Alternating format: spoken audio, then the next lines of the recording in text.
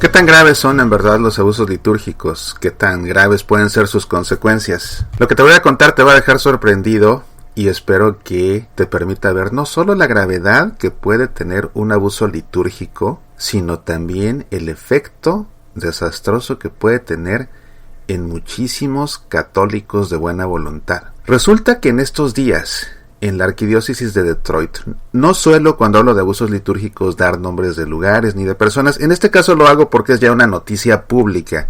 En esta arquidiócesis de Detroit, el padre Matthew Hood supuso, estaba convencido de que fue ordenado al sacerdocio en 2017, hace 3 años, y desde entonces ha estado lógicamente celebrando misas, escuchando confesiones, bautizando niños, bendiciendo matrimonios. Pues bien, que se entera en estos días de que en realidad no estaba ordenado al sacerdocio, porque en realidad no estuvo ordenado tampoco al diaconado, porque en realidad tampoco estaba confirmado, porque en realidad tampoco estaba bautizado.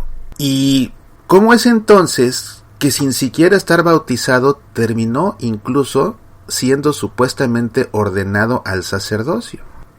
¿Y qué pasó después? No te vayas, ahora te lo cuento.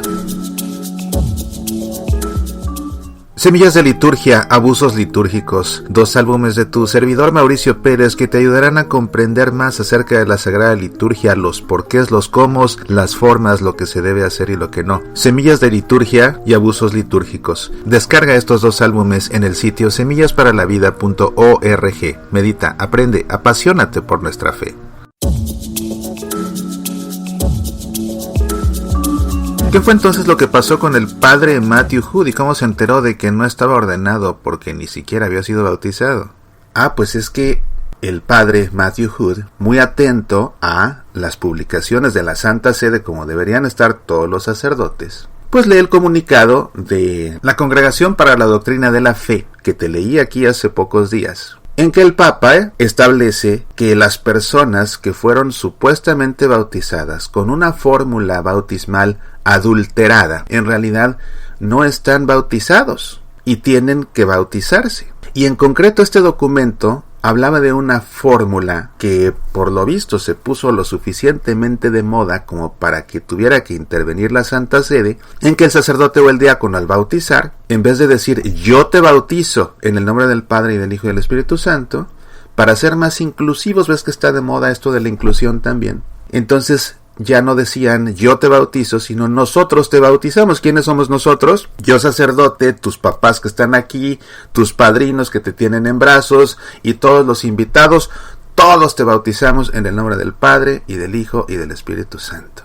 Y cuando el padre Matthew Hood lee esta noticia, pues que se le cae la sotana al suelo, porque recordaba perfectamente bien que en los videos de su bautismo, cuando era bebé, el diácono que lo bautizó, un diácono permanente de nombre Mark Springer, tuvo la audacia de sentirse también muy creativo, de sentirse muy inclusivo, de hacer lo que le vino en gana y bautizó a Matthew Hood de esa forma, con esa fórmula adulterada. Matthew, nosotros te bautizamos en el nombre del Padre y del Hijo y del Espíritu Santo. Le dieron su aplauso de acogida, como acostumbran acá, le tomaron sus fotos y después hizo la primera comunión y después, según él se confirmó, entró al seminario y después, según él, y no solo según él, según los sacerdotes y obispos que estuvieron a cargo de los demás sacramentos, lo ordenaron al diaconado, lo ordenan al presbiterado. Y oh sorpresa, que según lo que dice la Santa Sede ni siquiera estaba bautizado. En consecuencia, ya no fue válida la confirmación, en consecuencia fue ilícita la primera comunión y todas las comuniones que ha hecho, y en consecuencia fue nula la ordenación sacerdotal. Matthew Hood no era sacerdote, porque ni católico era por no estar bautizado, y todo gracias a ¿quién? Todo gracias a este diácono Mark Springer. Pues de inmediato lo reportó a su obispo y se tuvieron que tomar medidas inmediatas. Y bueno, esto se resolvió de una manera sencilla. Lo bautizaron, lo confirmaron, lo ordenaron al diaconado y lo ordenaron al presbiterado, todo junto, y ya el padre Matthew Hood puede realmente ejercer un auténtico ministerio sacerdotal. La cosa no para ahí. El problema es que no solamente sus sacramentos fueron inválidos o ilícitos, como en el caso de la primera comunión y las demás comuniones.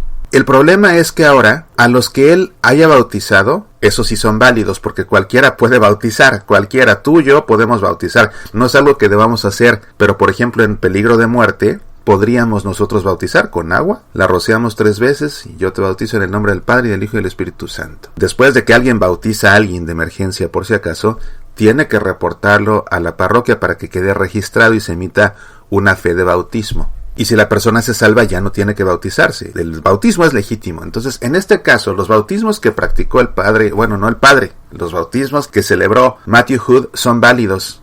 Que no lícitos porque no fueron realizados en peligro de muerte.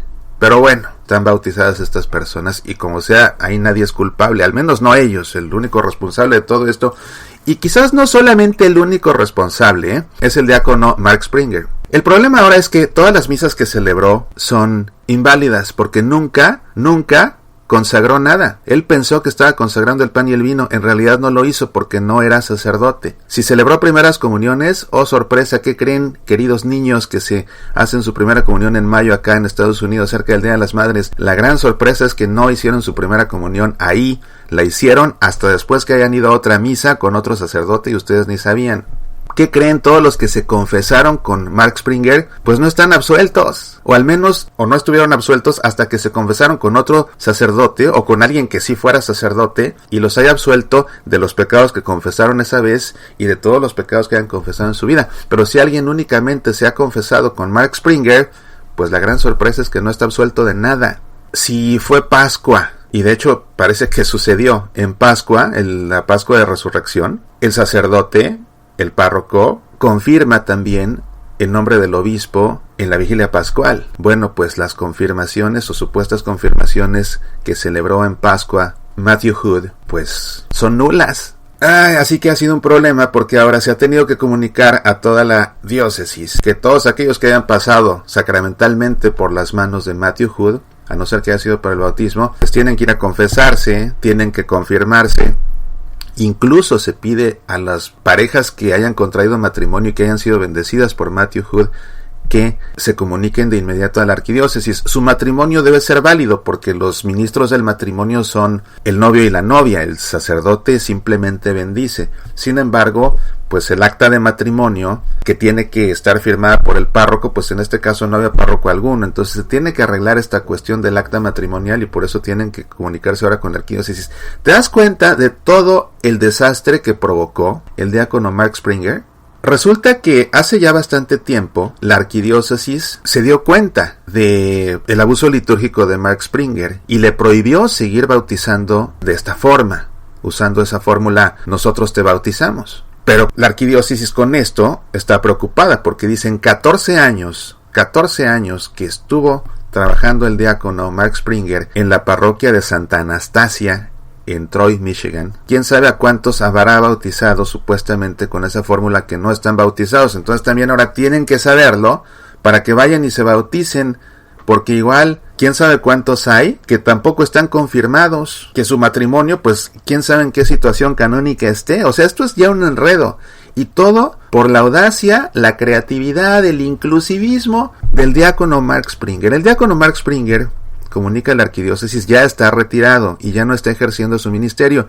De todas maneras, a mí me encantaría realmente que se le pudiera localizar al diácono Mark Springer y se le cuestionara qué opina de todo lo que provocó gracias a su creatividad, a su audacia, a su desobediencia, porque no lo he dicho en todo este tiempo, a su desobediencia. ¿Qué pensará el diácono Mark Springer de todo lo que provocó? Pero otra pregunta es, ¿y el párroco por qué no hizo nada? ¿El párroco por qué lo permitió?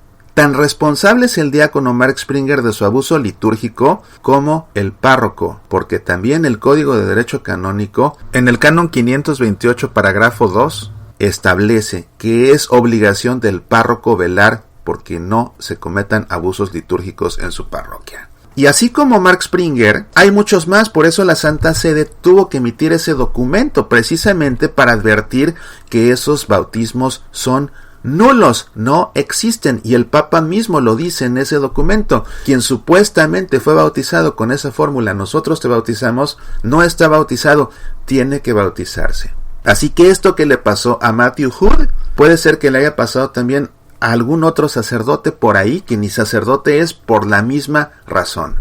Pues muy bien, Mark Springer, desde aquí nuestro agradecimiento por todo el desorden que provocó Diácono Springer, y sirva esto de alerta para todos los sacerdotes y diáconos que tienen la gentileza de escuchar Semillas para la Vida, y para que se den cuenta de cómo la creatividad litúrgica, que a fin de cuentas la hacen no por mala fe. La realidad es que yo sé que los sacerdotes audaces no lo hacen de mala fe, pero sí lo hacen por ese afán de inclusivismo y de que la gente se sienta integrada, como si Jesús no supiera bien cómo hacer un rito, como si Jesús no supiera bien los sacramentos que él mismo creó, y vienen a componérselos, ¿verdad? Pero vean ustedes la consecuencia de un momentito de creatividad. Un momentito de creatividad tomó cambiar la fórmula, en el caso de Matthew Hood, para fastidiarle toda su vida católica, incluyendo el sacerdocio, y de rebote afectar a todos aquellos que hayan pasado sacramentalmente por manos de un hombre que ni siquiera estaba ordenado, porque ni siquiera estaba bautizado. Es la razón, ya lo he leído aquí varias ocasiones, pero lo repito, es la razón por la que la instrucción, redención y sacramentum de la Congregación para el Culto Divino y Disciplina de los Sacramentos, en el número 59, dice: cese la práctica reprobable de que sacerdotes o diáconos o bien fieles laicos cambian y varían a su propio arbitrio, aquí o allí, los textos de la Sagrada Liturgia que ellos pronuncian. Cuando hacen esto, convierten en inestable la celebración de la Sagrada Liturgia y no raramente adulteran el sentido auténtico de la liturgia. Y aquí pueden ver cómo no solamente con el cambio de esta fórmula bautismal se alteró el sentido auténtico de la liturgia, sino que se alteró el sentido del sacramento al grado de invalidarlo. Soy Mauricio Pérez, estas son Semillas para la Vida.